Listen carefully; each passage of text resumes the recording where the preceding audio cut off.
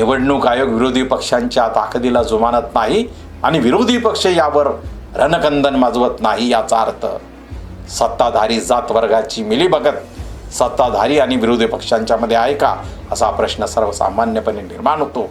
तर धर्मांतर हा जो शब्द, ही संकल्पना जी या देशामध्ये अत्यंत प्रतिष्ठेची बनली, समता, लोकशाही, बंधुता यांची निदर्शक बनली, ती धर्मांतर संकल्पनाच बदनाम करण्याचा आणि त्या संकल्पनेला नेस्तनाबूत करण्याचा एक पद्धतशीर प्रयत्न या देशामध्ये सुरू आहे.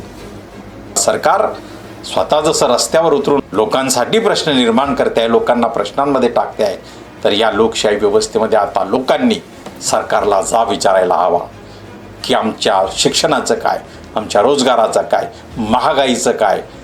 आणि आता तर हे मुंबई भांडवलदारांना आंदोलनच देऊन टाकलेलं आहे. त्यामुळे या भांडवलदारांना रोखण्यासाठी या राज्यातला कुठलाही राजकीय पक्ष, तो विरोधातला असो, सत्तेतला असो, तो ना सक्षम आहे ना त्याची इच्छाशक्ती आहे. जे सरकार नावाचं बलाढ्य असं संस्था असते, त्या संस्थेचा प्रत्यक्ष प्रतिनिधी रस्त्यावर असताना त्या प्रतिनिधीसमोर आपला आवाज बुलंद करून ती महिला आपल्या मुलाच्या वात्सल्यासाठी, आपल्या मुलाच्या सुरक्षिततेसाठी, आपल्या मुलापर्यंत पोहोचण्यासाठी जो तिने टाहो फोडलेला आहे, तो त्या हिरकणीच्या त्या प्रयत्नांपेक्षा वेगळा नाही.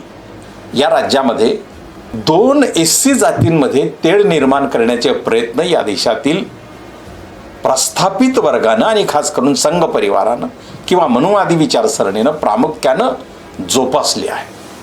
महाराष्ट्रामध्ये प्रेमानंद गजबीसारख्या प्रतितेज लेखकानं किरवंत हे नाटक लिहिलेलं आहे. ब्राह्मणांमध्येही नेमका वरचा खालचा प्रकार कसा आहे हा आहे, आणि त्यामुळे खुल्या प्रवर्गामध्ये अधिक मोठ्या प्रमाणात जागा गिळंकृत करणारे मग नेमके कोण आहेत त्याचे वर्गीकरण करायला पाहिजे का. साधारणतः लोकशाही व्यवस्थेमध्ये लोकांचे प्रश्न निर्माण होतात आणि ते प्रश्न सोडवण्यासाठी किंवा न्याय मिळवण्यासाठी लोक आंदोलन करतात, मोर्चे काढतात, रॅली करतात, धरणे धरतात. अशा सगळ्याच गोष्टी लोकशाही व्यवस्थेमध्ये होत असतात. मात्र या होतात तेव्हा की जेव्हा लोकांवर खरोखर अन्याय होतो, त्यांच्या विरोधात अत्याचार होतो किंवा अन्य बाबी घडतात, तेव्हा ते सरकारकडून न्याय मागण्यासाठी किंवा आपल्याला न्याय द्यावा किंवा आम्हाला न्याय मिळावा किंवा आम्हाला न्याय मिळवून द्यावा यासाठी जे प्रयत्न नागरिक किंवा लोक करतात लोकशाही व्यवस्थेमध्ये, ती लोकशाहीची आंदोलनं जी संविधानिक असतात. परंतु गेल्या काही काळामध्ये आपण जर नुसतं महाराष्ट्राचा विचार केला तर महाराष्ट्रामध्ये जे प्रश्न आपल्याला उभे राहिलेले दिसत आहेत, म्हणजे जनतेचे साठी जे खरे प्रश्न आहेत, ते बेरोजगार आहे, शिक्षणाचा प्रश्न आहे, हे अनेक प्रश्न आहेत. उद्योगधंदे बंद होत आहेत. GDP हा फुगवून सांगितला जात असला तरी तो प्रत्यक्षात विकासाच्या दिशेने नाही आणि विकास हा नागरिकांना समाविष्ट करून घेणारा नाही, एकतर्फी चाललेला विकास आहे. अशा या काळामध्ये महाराष्ट्राच्या भूमीवरच आपण नुसता विचार केला तर कसे प्रश्न उभे केले जातात आणि त्यावर सरकार किंवा सरकारचे प्रतिनिधी हेच कसं जनतेच्या विरोधामध्ये एक वातावरण तयार करतात, असा जर आपण विचार केला तर महाराष्ट्रामध्ये विचार करताना आपल्याला प्रामुख्याने दिसेल. आता TCS हा जो मुद्दा आहे महाराष्ट्रामध्ये गाजला, त्यापूर्वी भोंदूबाबाचा मुद्दा गाजला. TCS प्रकरणामध्ये एनकेन जे काही चौकशी, स्टिंग ऑपरेशन नावाचा जो तथाकथित प्रकार पत्रकारितेमध्ये काहींनी आणला होता, तसा तथाकथित प्रकार आता पोलीस प्रशासनानं TCS सारख्या प्रतितेज संस्थेमध्ये केलेला आहे आणि त्या माध्यमातून काही गोष्टी पुढे आणल्या. परंतु एनकेन प्रकारे असा जेव्हा कोविड जिहाद, लव जिहाद वगैरे असे जेव्हा जिहाद पुढे केले जातात, त्यामध्ये गुन्हेगारांना पकडून त्यांना शिक्षा करण्याऐवजी, तिथे पुरावे सादर करण्याऐवजी प्रोपगंडावर मोठ्या प्रमाणात भर असतो. आणि अलीकडे धर्मांतर या शब्दाला, जसं धर्मस्वातंत्र्य कायदा जो धर्मांतरावर बंदी आणणार आहे, या देशामध्ये धर्मांतराने खास करून महाराष्ट्रामध्ये 1956मध्ये डॉक्टर बाबासाहेब आंबेडकर यांनी जेव्हा या देशातल्या 15% समाज समूहाला, ज्यांना साधा स्पर्श करणं देखील इथल्या समाज व्यवस्थेने बंद केलेलं होतं, अशा त्या पूर्वाश्रमीच्या अस्पृश्य समाजाला समाज जीवनाच्या मुख्य प्रवाहात आणण्यासाठी डॉक्टर बाबासाहेब आंबेडकरांनी 14 ऑक्टोबर 1956ला अशोक विजयादशमी दिनी जे केलं ते धर्मांतर या देशामध्ये त्यानंतर अत्यंत प्रतिष्ठा प्राप्त अशी संकल्पना आणि हा शब्द झाला. हा शब्द स्वातंत्र्य समतेचा प्रतीक बनला. तर धर्मांतर हा जो शब्द, ही संकल्पना जी या देशामध्ये अत्यंत प्रतिष्ठेची बनली, समता, लोकशाही, बंधुता यांची निदर्शक बनली, ती धर्मांतर संकल्पनाच बदनाम करण्याचं आणि त्या संकल्पनेला नेस्तनाबूद करण्याचा एक पद्धतशीर प्रयत्न या देशामध्ये सुरू आहे. दुसरी जी गोष्ट महाराष्ट्रामध्ये आपण प्रामुख्याने आता पाहतो आहोत ते म्हणजे सब कॅटेगरायझेशन. आता हे सब कॅटेगरायझेशन जे संविधानाच्या मूलभूत तत्वाच्याच विरोधात आहे, संविधानाच्या मूळ तत्वाशी विरोधात आहे. कारण संविधानामध्ये 340, 341, 342 हे जे आरक्षणधारी प्रवर्गांचे जे आर्टिकल्स आहेत, जे 340 ओबीसींसाठी, त्यांचं विभाजन रोहिणी आयोगाच्या निमित्तानं आता योग घातलेलंच आहे. आदिवासींमध्ये, अनुसूचित जमातीमध्ये धर्म आणि धर्मबाह्य जो हिंदू असेल त्यालाच सवलती देणं किंवा त्याला आरक्षणाच्या कक्षेत ठेवणं आणि ज्याने धर्मांतर केलं त्याला त्यातून बाहेर काढणं, डिलिशन येणाऱ्या काही काळामध्ये आता सुरू होत आहे. आणि आता महाराष्ट्रामध्ये सब कॅटेगरायझेशन. महाराष्ट्र वैचारिकदृष्ट्या प्रगल्भ आहे.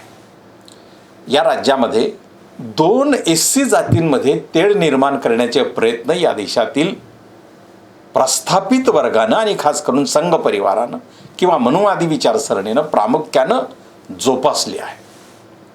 आणि त्यामुळे पूर्वाश्रमीचे अस्पृश्य असणाऱ्या या समुदायांचं विभाजन करण्याचं सरकार पक्ष आणि खास करून मुख्यमंत्रीच ते जाहीर करतायत. त्यासाठी समिती नेमत आहेत आणि त्यानंतर लोकांकडून हरकती मागवत आहेत.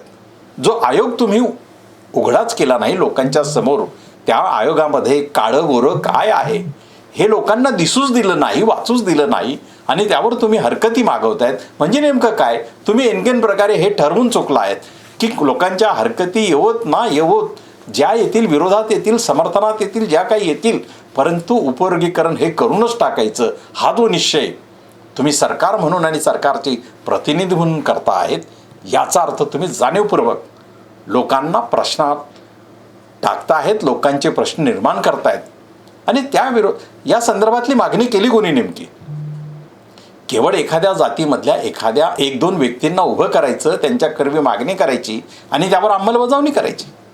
आणि असं जर असेल तर प्रवर्गनिहाय या देशामध्ये 4 वर्ण आहेत. ब्राह्मण हा देखील वर्ण आहे आणि जातही आहे. त्या वर्णामध्ये असलेल्या सगळ्या जाती या ब्राह्मण आहेत. महाराष्ट्रामध्ये प्रेमानंद गजवीसारख्या प्रतितेश लेखकानं किरवंत हे नाटक लिहिलेलं आहे. ब्राह्मणांमध्येही नेमका वरचा खालचा प्रकार कसा आहे हा आहे. आणि त्यामुळे खुल्या प्रवर्गामध्ये अधिक मोठ्या प्रमाणात जागा गिळंकृत करणारे मग नेमके कोण आहेत त्याचंही वर्गीकरण करायला पाहिजे का? प्रश्न अनेक आहेत. परंतु सरकार आणि सरकारच्या प्रतिनिधींनी लोकांना अशा पद्धतीनं प्रश्नांकडे, समस्यांमध्ये ढकलणं आणि आपली सत्ता दीर्घकाळ कशी चालेल याचा पायंडा मजबूत करण्याचा जो प्रकार आहे तो लोकशाहीशी विसंगत आहे. आणि म्हणून सरकार आणि सरकारच्या प्रतिनिधींनी यावर निश्चितपणे विचारच करायला नको, तर त्या लोकांची जी मागणी आहे तो उपवर्गीकरण हे टाळायलाच हवं. दुसरी बाब या मुंबईमध्येच आपण पाहिली की ज्या मुंबईमध्ये पुनर्वसनाचा SRAच्या मोहिमेपासून या मुंबईचं पुनर्वसन मोठ्या प्रमाणात चाललेलं आहे. आणि आता तर हे मुंबई भांडवलदारांना अंधनच देऊन टाकलेलं आहे. त्यामुळे या भांडवलदारांना रोखण्यासाठी या राज्यातला कुठलाही राजकीय पक्ष, तो विरोधातला असो, सत्तेतला असो, तो ना सक्षम आहे ना त्याची इच्छाशक्ती आहे. कारण या भांडवलदार वर्गाचे लाभार्थी किंवा या उद्योजकांनी, ह्या भांडवली उद्योजकांचे, या क्रोनी कॅपिटलिझमचे जे काही लोक आहेत त्यांचे लाभार्थी इथले विरोधी राजकीय पक्ष देखील आहेत. म्हणून त्यांच्या अनेक खाजगी कार्यक्रमांना या राजकीय पक्षांच्या नेत्यांचीही उपस्थिती असते, हे आपण पाहिलेलं आहे. आणि त्यामुळे हा जो मुंबईचा प्रश्न आहे की लोकांच्या पुनर्वसनाचा, म्हणजे नागरिकांची मागणी की जी घरं आता त्यांना दिली जातात ती वाढवून मिळावी, त्याचा चटई निर्देशांक जो काही असेल किंवा 1 BHK असेल 2 BHK मिळावं, 2 BHK असेल 3 BHK, ही किमान अपेक्षा आहे ना लोकांची. आणि त्यासाठी लोक जर मागणी करत असतील आणि त्यासाठी लोक त्या सक्षम अधिकाऱ्याकडे जर आपलं म्हणणं, निवेदन किंवा आपले निदर्शन जर करत असतील तर त्या अधिकाऱ्यानं त्या नागरिकाला धमकावावं. त्याच्या अल्पसंख्याक असण्याच्या पद्धतीवर अप्रत्यक्ष टिप्पणी करावी. आणि तो घुसखोर आहे आधीच गृहीत धरून तो जर घुसखोर असेल तर त्याला तिथूनच उचलून नेऊ आणि एकेरी भाषेत संबोधणं, हे मला वाटतं या देशातल्या प्रशासन जे जनतेचं लोकांचा सेवक आहे ती व्यक्ती शासनाचा प्रतिनिधी म्हणून नागरिकाला धमकवते आहे. खरं तर हा गुन्हा आहे. आणि हे धमकवणं असतानाही याचा सो मोठं तर जाऊच द्या, परंतु 37 लोकांनी या विरोधात लिखित अर्ज देऊन तक्रार केलेली असताना त्याची तुम्ही साधी दखल घेत नाही. आणि तक्रार FIR दाखल न करता चौकशीचा फार्स केला जातो. तर हा प्रश्नही सरकार पक्ष आणि सरकार पक्षाचे प्रतिनिधी उपस्थित करतायत, निर्माण करतायत. दुसरी जी बाब आहे की महिला आरक्षण जे 2023 या देशाच्या संसदेमध्ये यापूर्वीच मंजूर झालेलं आहे.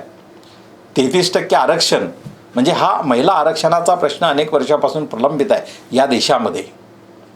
जेव्हा खालच्या आणि मध्यम जातींच्याकडे राजकीय सत्ता सरकायला लागली, मंडल आयोगाच्या काळात उत्तर प्रदेश, बिहारमध्ये आलेले समाजवादी, मध्यम जाती आणि त्यानंतर आलेला बहुजन प्रवाह घेऊन खालच्या अनुसूचित जाती किंवा खालच्या जाती समूह या सत्तेच्या दिशेने जसा मार्गक्रमण करायला लागले तसा या देशातल्या सर्वपक्षीय प्रस्थापित वर्गाने, जात वर्गाने हा अजेंडा पुढे आणला की महिला आरक्षण आता दिलं जावं.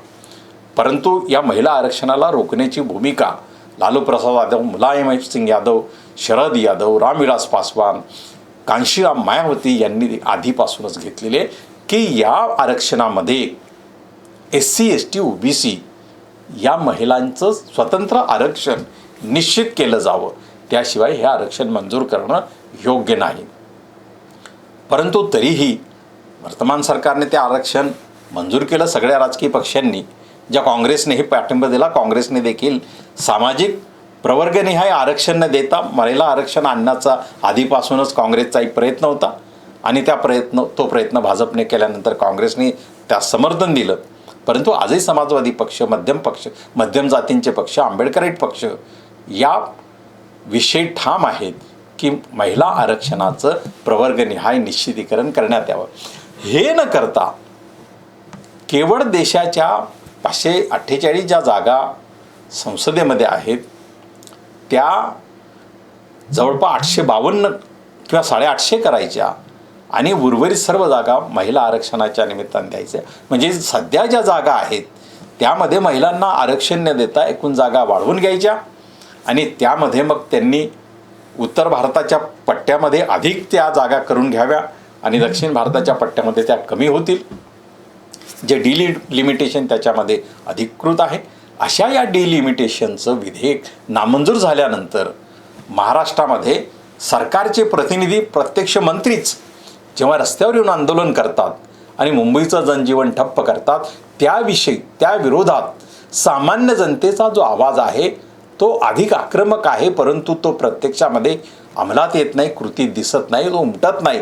परंतु एका महिलेनं 1 तास आपल्या मुलाला शाळेतून आणण्यापासून ती जेव्हा वंचित राहते आणि जेव्हा हा महाराष्ट्र, आपल्याला माहीत आहे की छत्रपती शिवाजी महाराजांच्या गडावरून हिरकणीने आपल्या बाळासाठी, हिरकणी जो कडा पार केला त्याला आजही हिरकणीचा कडा म्हटला जातो, मुलासाठी तिनं जीवाची बाजी लावत त्या गडावरून ती उतरली. जो रस्ता नव्हता परंतु ती उतरली आणि आपल्या मुलाच्या ओढीनं ती गेली.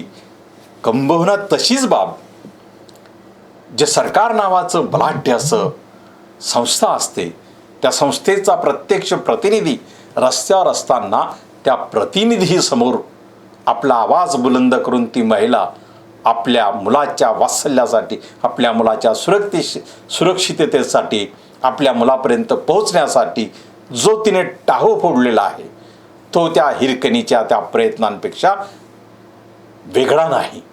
आणि म्हणून जर छत्रपती शिवाजी महाराज यांच्या विषयी हे राज्य अधिक विचार करणार असेल किंवा अधिक संबंधित असेल तर त्यांनी त्या आईला त्या हिरकणीशी तुलना करून तिचं मातृत्व त्यांनी समजून घ्यावं. अशा महिलेविरोधात त्यांनी गुन्हा दाखल केला. ही तर त्याहून भयावह बाब आहे. यानंतरची बाब आपण जी पाहिली ती कुठली आहे की ती बाब पुन्हा अशीच आपल्याला दिसते आहे की ज्या छत्रपती शिवाजी महाराजांच्या संदर्भामध्ये या राज्यामध्ये 38 वर्षापूर्वी 40 वर्षापूर्वी एक पुस्तक लिहिलं जातं आणि 50 वर्षाच्या खासदाराला ती गोष्ट माहीत पडत नाही, 60 वर्षाच्या खासदाराला ती गोष्ट माहीत होत नाही. याचा अर्थ या देशातले, या राज्यातले लोकप्रतिनिधी आपल्या समाज जीवनाविषयी आणि आपल्या वैचारिकतेविषयी किती अज्ञानात आहे हे त्यातून दिसतं.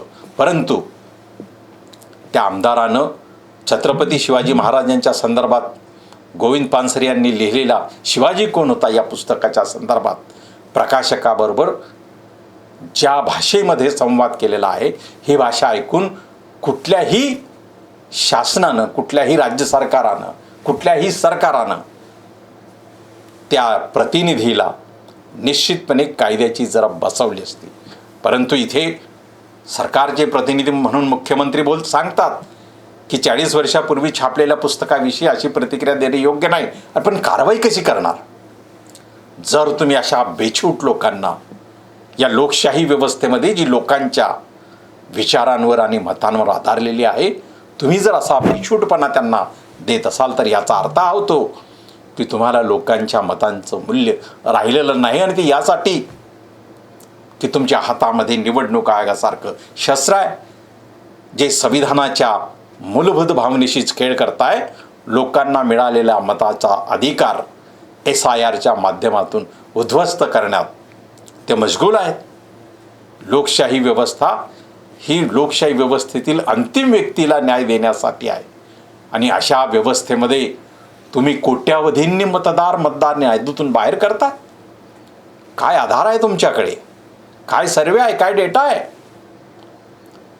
निवडणूक आयोग विरोधी पक्षांच्या ताकदीला जुमानत नाही आणि विरोधी पक्ष यावर रणकंदन माजवत नाही. याचा अर्थ सत्ताधारी जात वर्गाची मिलीभगत सत्ताधारी आणि विरोधी पक्षांच्या मध्ये आहे का असा प्रश्न सर्वसामान्यपणे निर्माण होतो. आणि म्हणून येणाऱ्या काळामध्ये महाराष्ट्रामध्ये देखील हे होण्याशिवाय, हे SIR आणल्याशिवाय राहणार नाहीत. त्यामुळे आता या सगळ्या प्रश्नांपेक्षाही नागरिकांनी आणि लोकांनी आपल्या मताचा अधिकार वाचवण्यासाठीच आता निवडणूक आयोगाला खरं तर सरळ करायला हवं. आपल्या आंदोलनांनी, आपल्या मागण्यांनी किंवा सरकार स्वतः जसं रस्त्यावर उतरून लोकांच्या समोर लोकांसाठी प्रश्न निर्माण करते आहे, लोकांना प्रश्नांमध्ये टाकते आहे, तर या लोकशाही व्यवस्थेमध्ये आता लोकांनी सरकारला विचारायला हवा की आमच्या शिक्षणाचं काय, आमच्या रोजगाराचं काय, महागाईचं काय, दिवसेंदिवस जो स्वयंपाकाचा गॅस आता घरांमध्ये पोहोचण्यासाठी 30 दिवस लागत आहेत. जो यापूर्वी आपण बुक केला, सकाळी बुक केलं तर संध्याकाळी येत होता, तो गॅस आता 30 दिवसांनी येतो आहे. त्या मधल्या दिवसांमध्ये करायचं काय? या सगळ्या प्रश्नांभोवती गुंतलेली जनता या प्रश्नावर आंदोलित होऊ नये यासाठी सरकार आणि सरकारचे प्रतिनिधी हे प्रश्न निर्माण करता आहेत का असा प्रश्न पडल्या वाचून राहत नाही. हा व्हिडिओ आपण पाहिला आणि आवडला तर लाईक करा, शेअर करा आणि आमचं चॅनल सबस्क्राईब देखील करा. धन्यवाद.